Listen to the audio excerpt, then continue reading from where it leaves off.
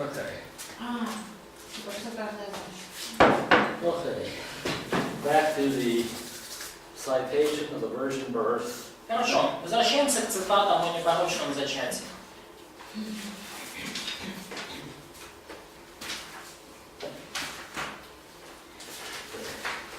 Okay, the quote comes from Isaiah 7:14. Цитата, которая... Мы говорили о цитате, которая из Исаии 7 глава 14 стих. Цитата Евангелия от Матфея 1 главе, которая связана с Исаией 7 глава 14 стих. Okay,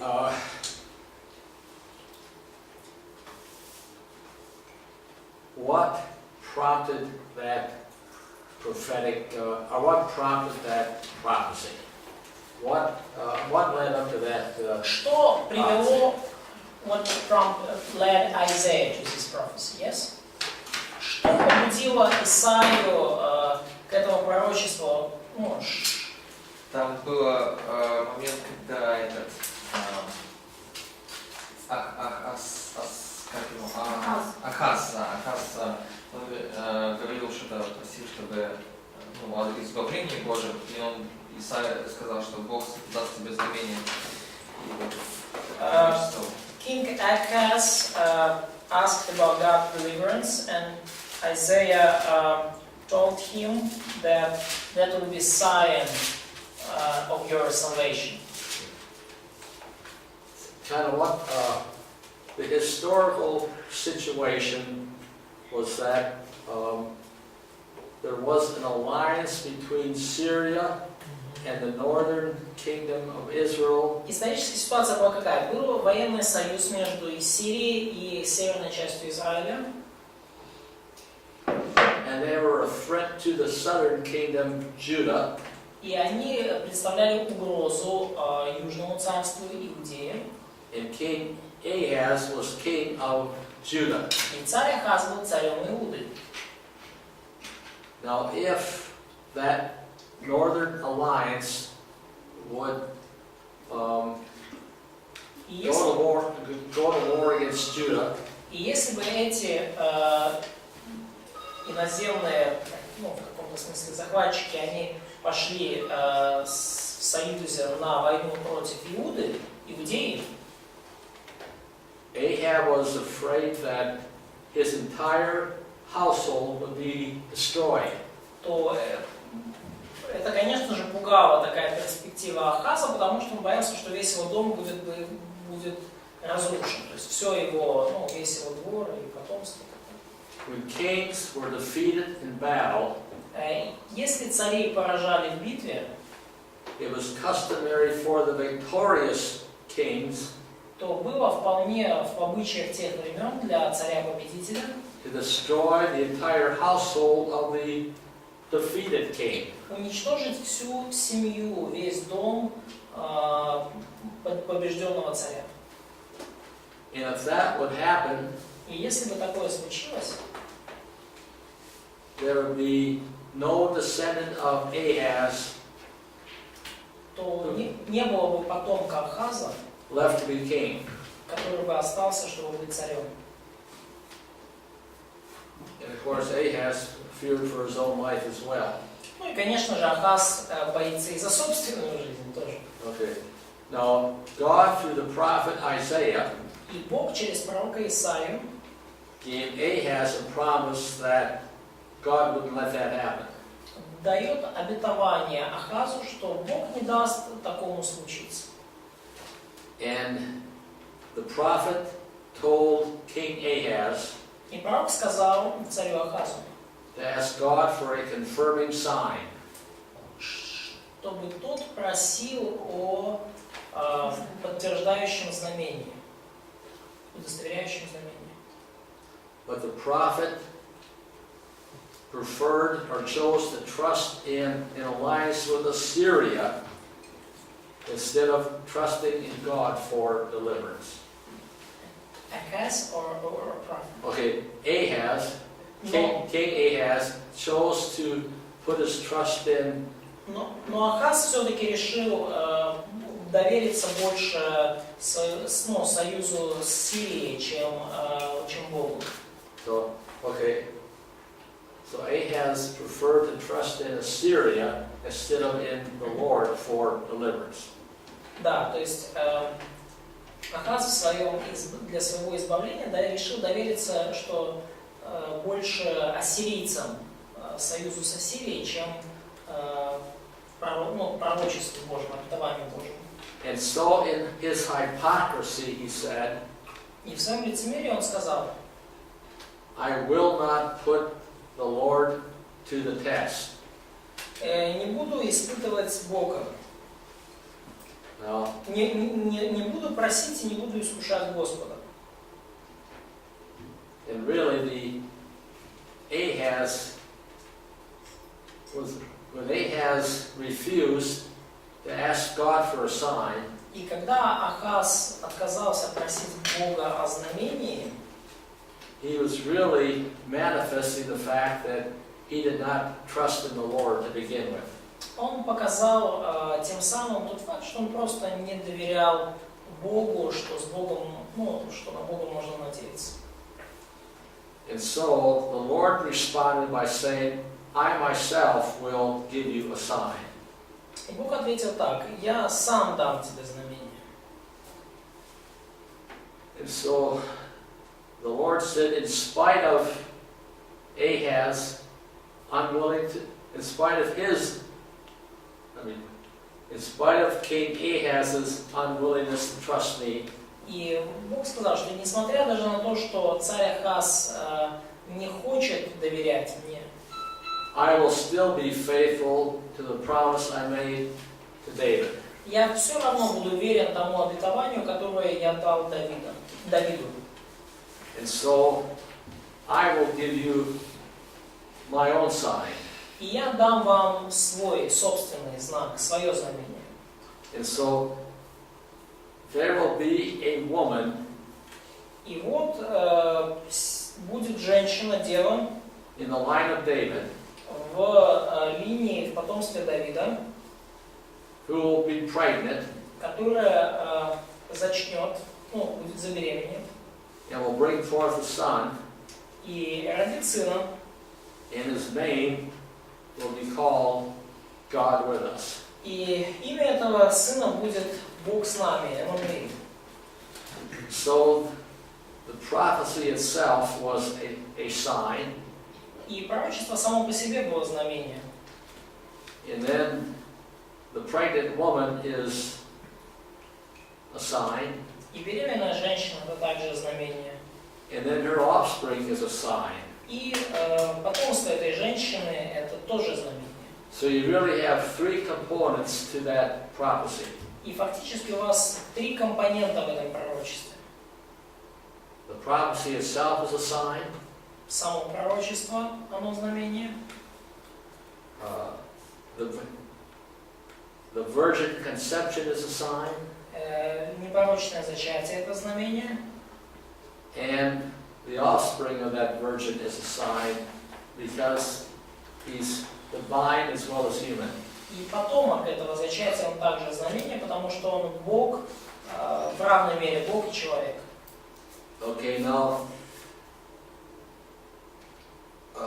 there has been some debate among Old Testament scholars Хорошо, вот были споры по поводу исследователей Ветхого Завета as to the meaning of that young woman in Isaiah. вот на тему вот этой девы в книге Исаии. Молодая женщина. Now what we have to understand is there is no Hebrew word which means virgin. И нам нужно понимать, что нету еврейского слова, которое бы буквально обозначало девственницу. But the Hebrew word that's used in Isaiah 7:14 Но еврейское слово, которое использовано буквально в Исаии 7:14, is a young woman who is sexually mature. Молодая женщина, которая сексуально незрелая. Immature. In tracing out the occurrences of that word in the Old Testament, И интересно. Yeah. И если мы прослеживаем это слово в Ветхом Завете, как оно в других местах использовалось. There is no instance where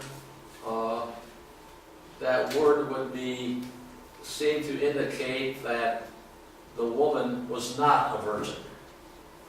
И нету ни одного случая, чтобы вот это слово использовалось в отношении женщины, которая, молодой девушки, которая не является девственницей. And there's a very clear case where the woman is a virgin. И очень, очевидно из такого употребления, что это, женщина, это молодая женщина, молодая девушка, она девственница. And that is in the case of Rebecca. И Ребекка. И вот это вот был тот, например, случай Ребекки. She was a young woman who was sexually mature. Mature. Yeah. Я прошу прощения, да. То есть вот, например, Ребекка, которая была молодой девушкой, которая уже достигла половой зрелости, сексуальной зрелости. And she became the wife of Isaac. И она стала женой Исаака. So the word that's used here is in the Hebrew text is probably the best word that could have been used to indicate the virginity of this woman. Да, и слово, которое используется здесь, в принципе, в еврейском, это лучшее слово, которое можно использовать, чтобы подчеркнуть девственность этой молодой девушки. Okay, now when Matthew cites Isaiah's verse here, когда Матфей цитирует вот этот стих из Исаии в своем Евангелии, he follows the Septuagint. Он следует переводу Септуагинте. And in the Greek language there is a word for virgin. И вот в греческом уже языке есть отдельное слово для девственницы. And it's one of those examples where I believe that the Septuagint correctly understood the meaning of the Hebrew. И я думаю, что это один из тех примеров, когда в Септуагинта совершенно корректно, правильно передала значение еврейского текста. And so Matthew follows the Septuagint to convey the proper meaning of the text. И таким образом Матфей следует за Септуагинтой, исследует Септуагинте, использует Септуагинту, чтобы передать правильное значение еврейского текста. And so the offspring of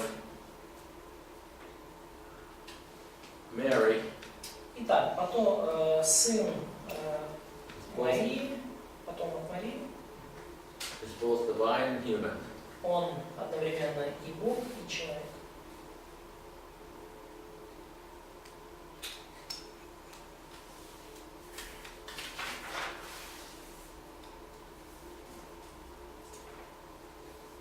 And then to confirm that, И чтобы подтвердить это, in Matthew 1:25, в Матфея 1:25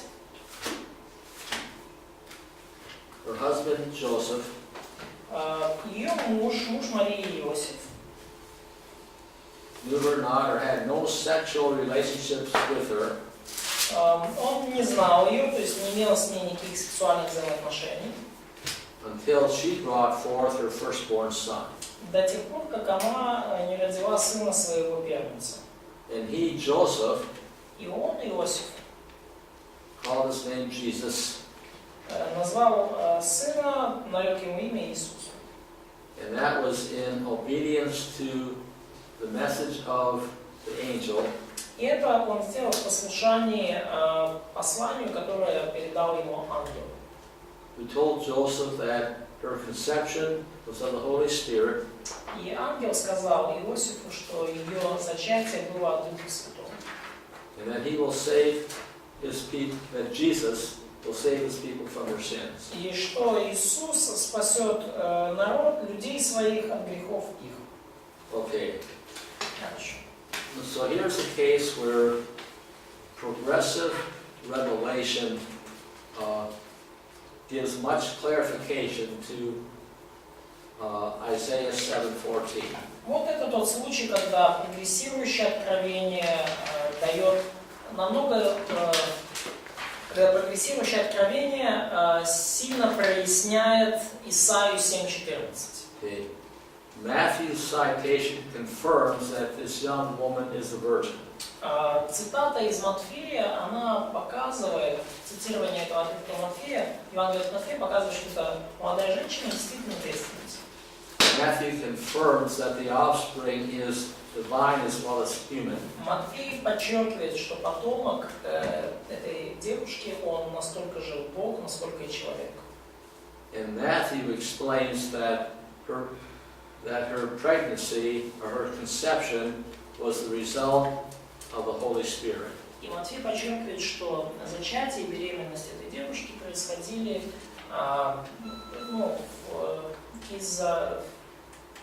происходили от Духа Святого.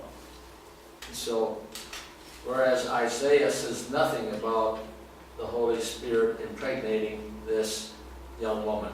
В то время как Исаия, например, ничего не говорит, каким образом Дух Святой участвует в беременности этой молодой девушки.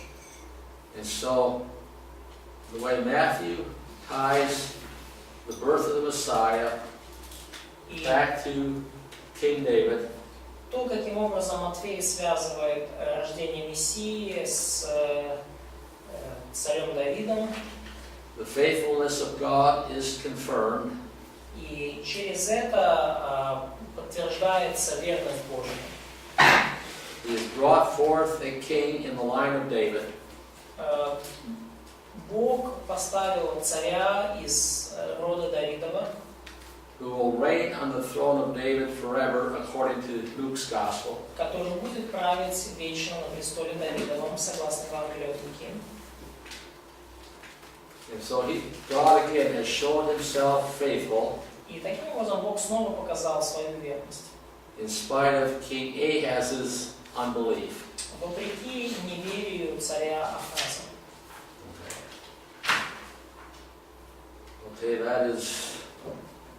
that takes care of the citation concerning the virgin birth.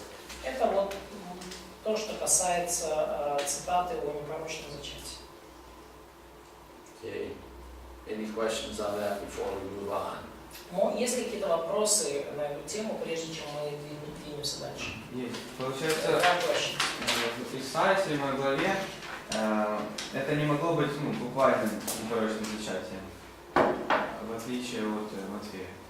В смысле не могло быть? В плане, или получается здесь тоже не было непорочное?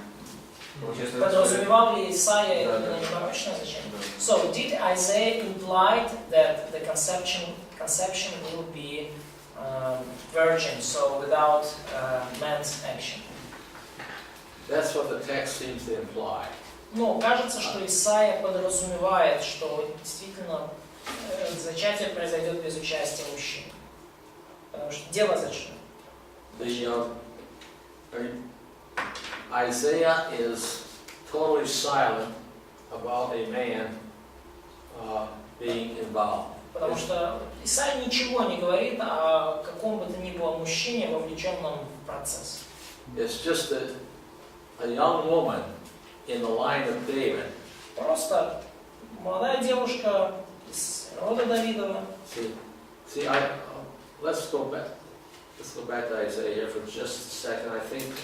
Давайте вернемся к Исаии, просто на секундочку. Go back to Isaiah 7 and. Исаия 7.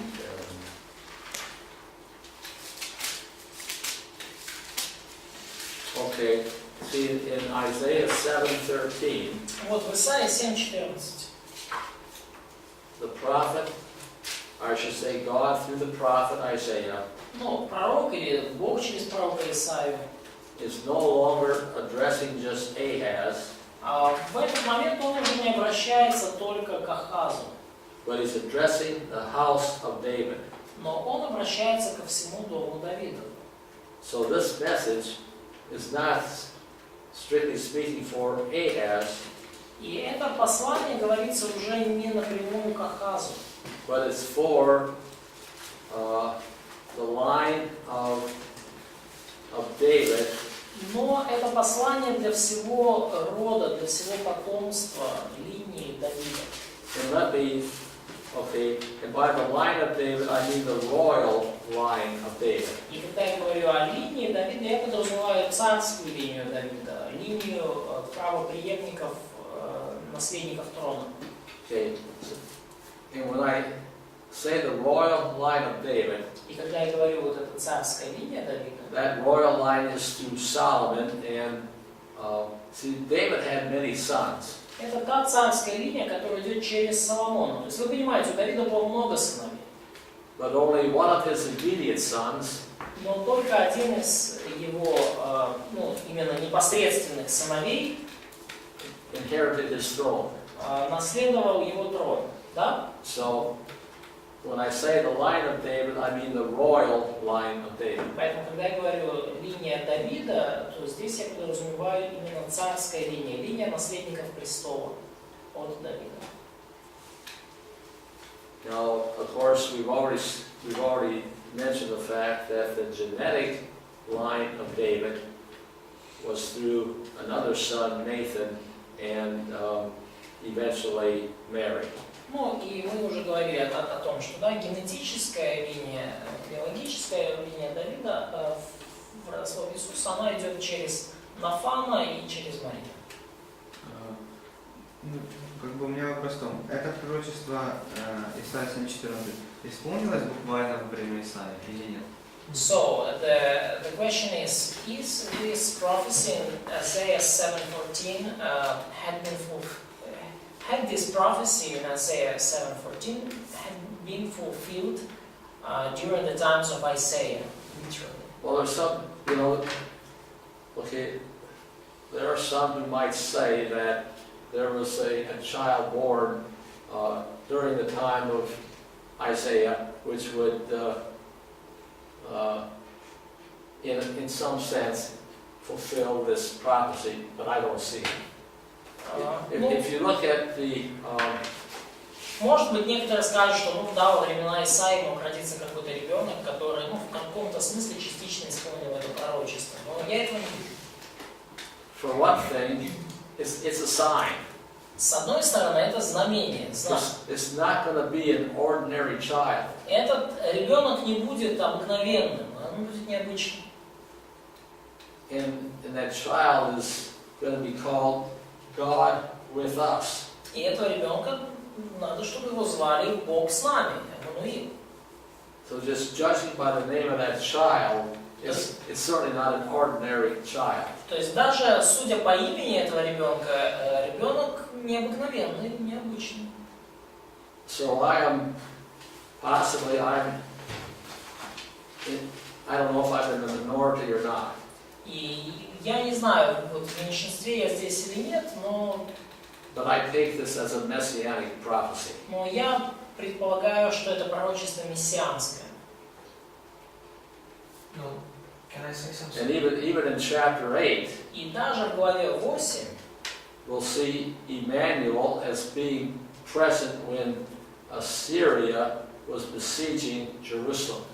мы увидим, что Эммануил будет уже представлен и появится, когда Ассирия was besieging. Let me go back to this. My iPad is also, let's see. Let's go to Isaiah. Ну, давайте 8 главу.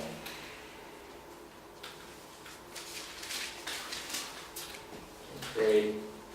Look at Isaiah 8, verses 7 and 8. Смотрите, Исайя 8, 7-8 глава. And at the very end of verse 8, И вот в самом конце 8 стиха. Исайя 8, 7, 8 и самый конец 8 стиха.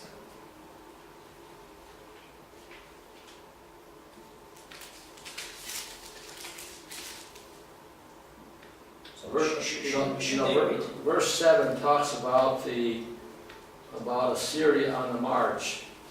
Стих 7 говорит об ассирийских войсках на марше.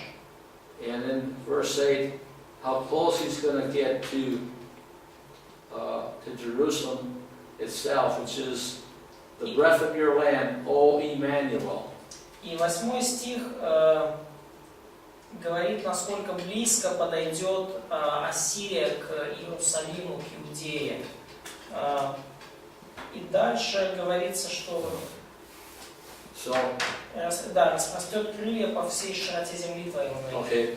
Okay, I don't want to spend a whole lot more time on this, but I'm just showing you that Emmanuel. Но я не хочу сильно много времени проводить на этом, но здесь показано, что Эммануил. Okay, we're introduced to Emmanuel in the Messianic prophecy in chapter 7. Что, Эммануила нам, во-первых, нам представляют его в мессианском пророчестве в 7 главе. I think in Isaiah chapter 8, И я думаю, что 8 глава we see the pre-incarnate Messiah. Что в 8 главе мы видим предвоплощенного Мессию.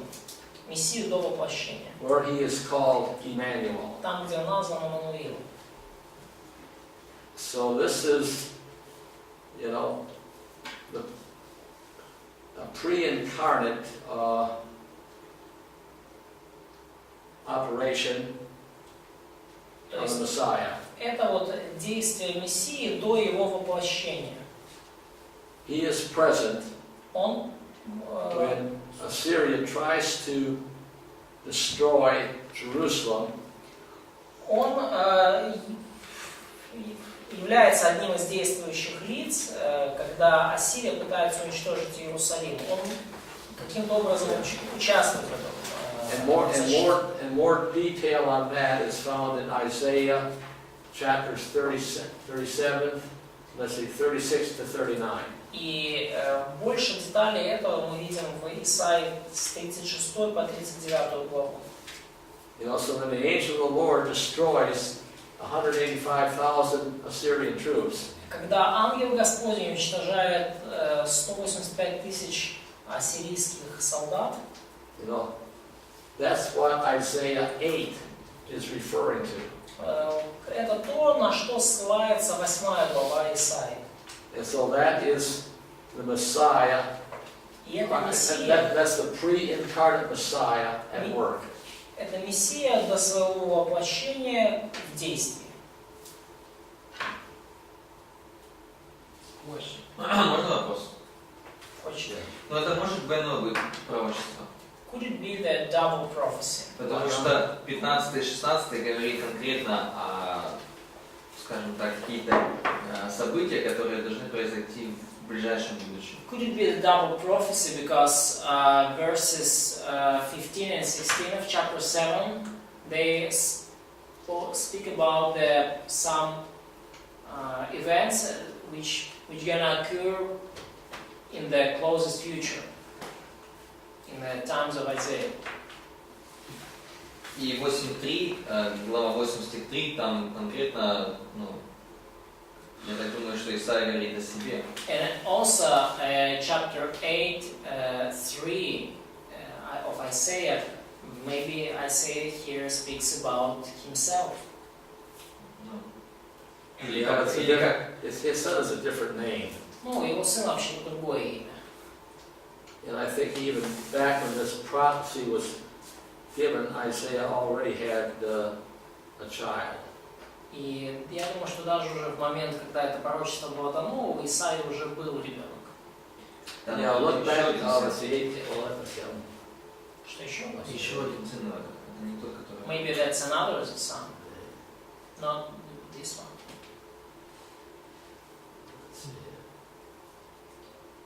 Конкретно сказано, назовение родила, и потом Господь, назови его так.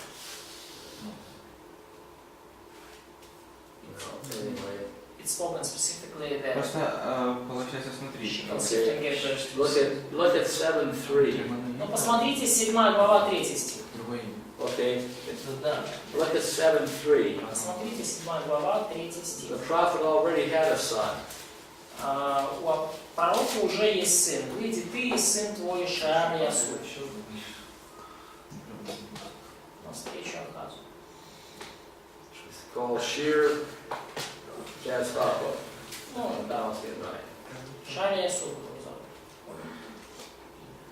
Мы поняли, мы говорим, что 8.3 же это исключает. So, is it exclude the another son? In other words, just why you know, the prophet's, if that was the prophet's wife, she was not a virgin. Ну, если она была женой пророка, то она уже не была девственницей. То есть это исключается.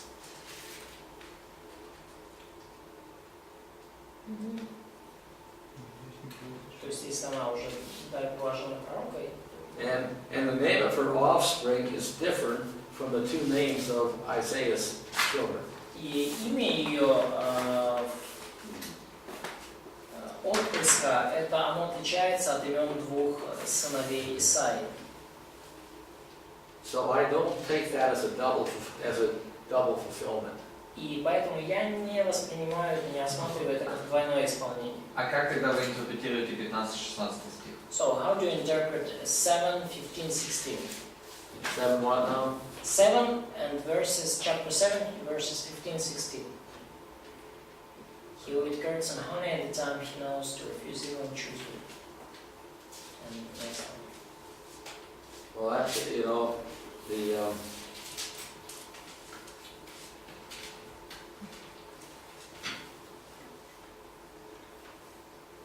okay, before the child knows how to refuse evil and choose good, И прежде нежели младенец будет разуметь отвергать худое и избирать доброе, that northern alliance of Syria and Israel is going to be destroyed. вот эти вот две северные захватчики, Сирия и Ассирия, будут уничтожены. But then following that, И следуя этому, the Lord is going to bring Assyria on your people and your father's house. Look at verse 17. The Assyrian invasion.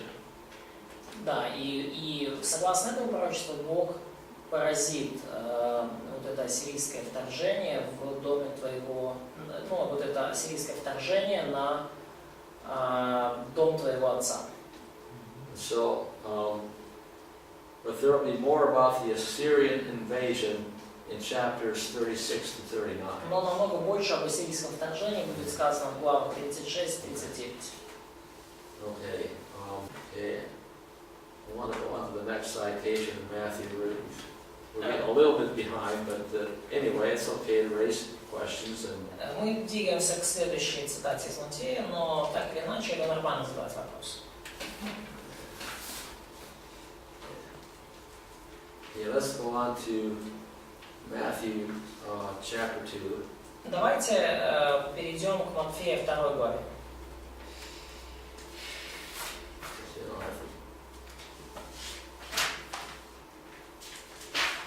Now, Matthew chapter 2 has actually 4 citations. В Матфея 2 главе, вообще говоря, 4 цитаты. Only one of which has to do with predictive, well, И только одна из них, the first one is predictive prophecy, только вот первая из них это такое предсказывающее пророчество. and then the last one is also predictive prophecy, but И последнее тоже предсказывающее пророчество, но it's not a citation of one particular prophet. Но оно последнее не является цитатой одного какого-то конкретного пророка.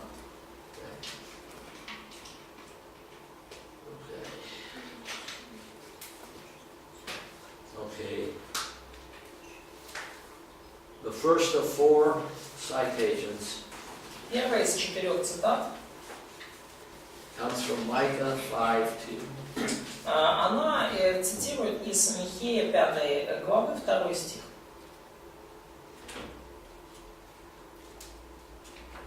Okay, if you, what prompted the citation in Matthew? Что побудило Матфея использовать эту цитату? In other words, what is the context of Matthew 2 that made this citation important? Или иными словами, какой контекст Матфея 2 главы, что эта цитата оказалась важной?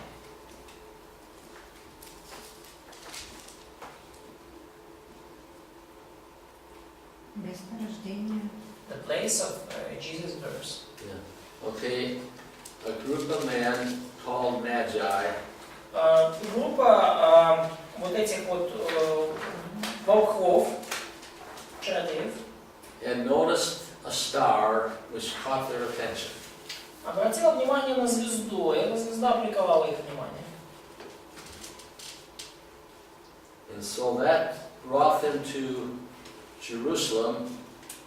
И эта звезда их привела в итоге в Иерусалим, Seeking the birth of the Jewish king. в поисках еврейского царя. Okay, was there a question? Вопрос был у тебя? No, she gave just answer. Okay. Okay.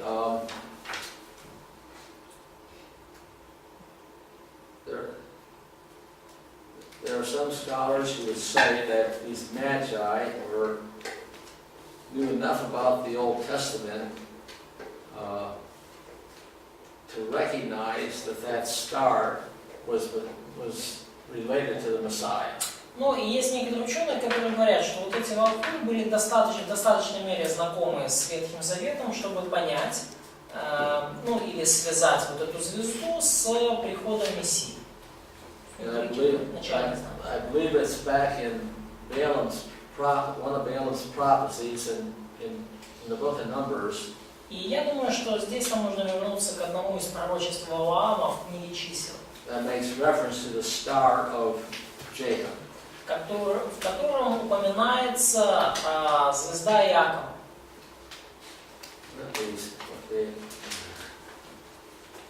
I'm sorry, my iPad keeps on going to sleep on me and I gotta wake it up. Мой iPad, извините, он вырубается временами, поэтому... Anyway, these magi had some knowledge of the Old Testament. Так или иначе, у этих волхвов было знание Ветхого Завета. And they recognized that this supernatural star И они определили, что эта вот сверхъестественная звезда was messianic related. Была связана с Мессией. And so they came to Jerusalem. И они пришли в Иерусалим with the intent of seeing с намерением увидеть the birth of a baby who was going to be king over Judah. рождение вот того ребеночка, который станет царем Иудеи. And of course, when Herod met them, И, конечно же, когда Ирод их встретил, it upset him to think that a competing king had just been born. сама мысль о том, что родился царь-конкурент, она его весьма огорчила. Now I might just stop here and pause for a minute. Why would these magi go to the capital city seeking to see this baby who is going to become king? И вот я вот здесь остановлюсь на минутку, вопрос в зал. Как вы думаете, почему эти волхвы направились прямо в столицу, в город-столицу, чтобы найти вот этого ребеночка, который должен быть царем? Там же штат должен править. Because king should rule in capital city. Very definitely. So Определенно.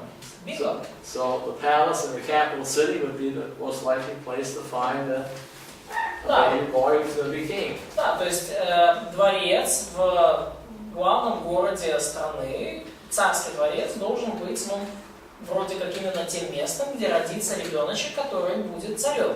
Да? So King Herod didn't know the answer to their question.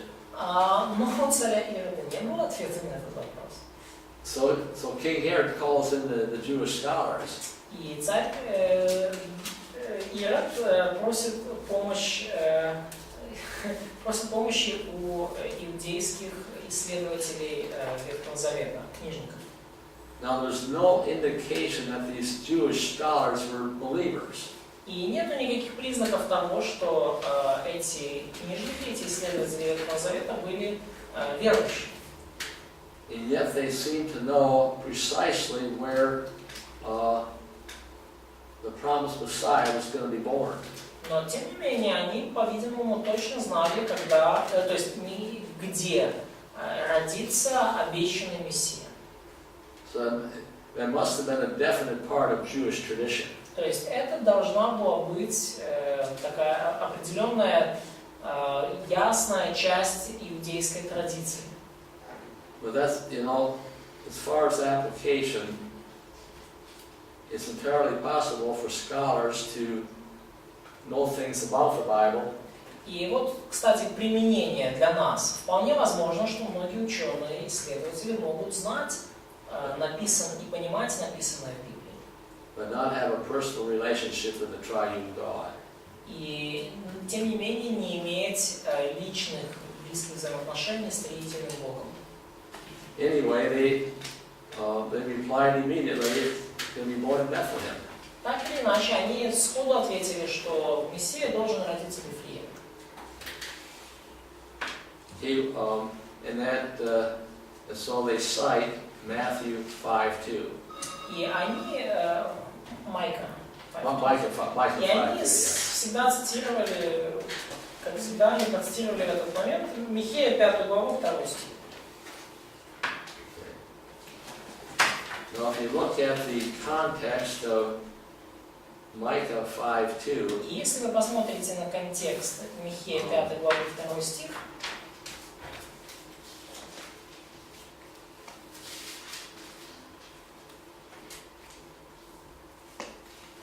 let's go back and check that for just a minute. When it comes to these prophetic books, ну, когда вот дело идет к этим, дело касается этих пророческих книг, go back to Micah 5:2.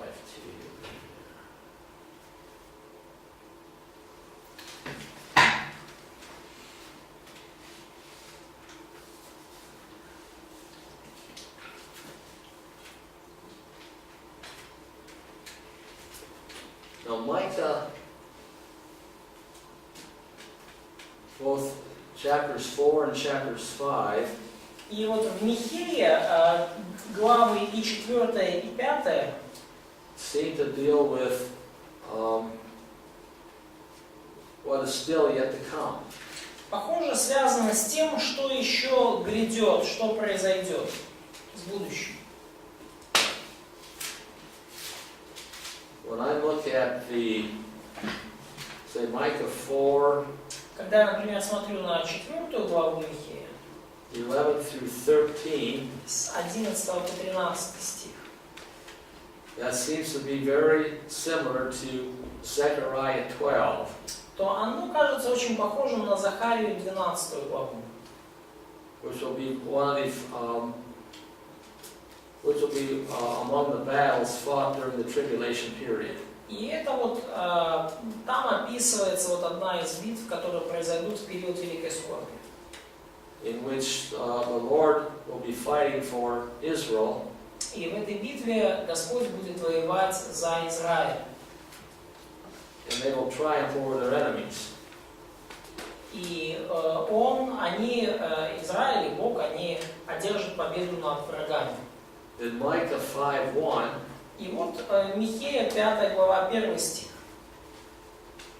is referring to a situation in Israel's past, И вот это уже отрывок, он связан с прошлым Израиля, which could, and scholars are not in total agreement, but и исследователи здесь не соглашаются целиком. that's probably either in the context of the Assyrian invasion, Оно может быть как в контексте ассирийского вторжения, or in the context of the Babylonian invasion. или в контексте вторжения вавилонян. striking the judge of Israel with a rod on the cheek, Ну вот это вот, когда тростью будут бить полоните судью Израиля, ну по щеке будут бить судью Израиля. refers to insulting the leader of Israel И это отсылает нас вот, ну, к эпизоду с оскорблением и руководителя Израиля in a time of great weakness. во времена великой слабости, weakness. But anyway, this is looking at an event in the past Но так или иначе, это вот взгляд на события в прошлом, in which Israel was relatively weak. Когда Израиль, он относительно слаб. In contrast to their great strength in chapter 4, 11 through 13. В контрасте с действительно превосходящей силой Израиля в 4 главе 11-13 стихах. But then in contrast to in contrast to verse 1, Но вот в контрасте с первым стихом, in verse 2, в стихе 2, there will be a ruler over Israel здесь будет описан руководитель, владыка в Израиле, who will originate from Bethlehem. который произойдет из Вифлеема. And then verses 3 and following И стихи 3 и последующие talk about the restoration of Israel говорят о восстановлении Израиля. and how this ruler will shepherd Israel. И как этот владыка будет пасти Израиль. But 5:2 is the verse we want to focus on. Но вот мы сфокусируемся именно на стихе 5.2. Okay. Now in size, Bethlehem, in size or population-wise, Ну вот, вообще говоря, когда речь идет о размере народонаселения, Bethlehem is insignificant. Вифлеем не сильно-то значительный город, мало людей там живет. But politically wise, Но политически, то тут наоборот. very significant, Этот город с политической точки зрения очень важен. because out of Bethlehem will come forth the one who is to be a ruler in Israel. Потому что из Вифлеема выйдет тот, кто будет правителем Израиля. And his goings forth are from old, from everlasting. И которого происхождение изначала от дней вечных. So this is just no ordinary king, no ordinary ruler, but it's one who is from everlasting. Это не какой-то обычный царь или обычный владыка. Это тот, чье правление будет вечным. So it's talking about the place where the Messiah will originate from. И здесь говорится о месте, из которого произойдет Мессия. And back to Matthew. Возвращаемся к Евангелию от Матфея.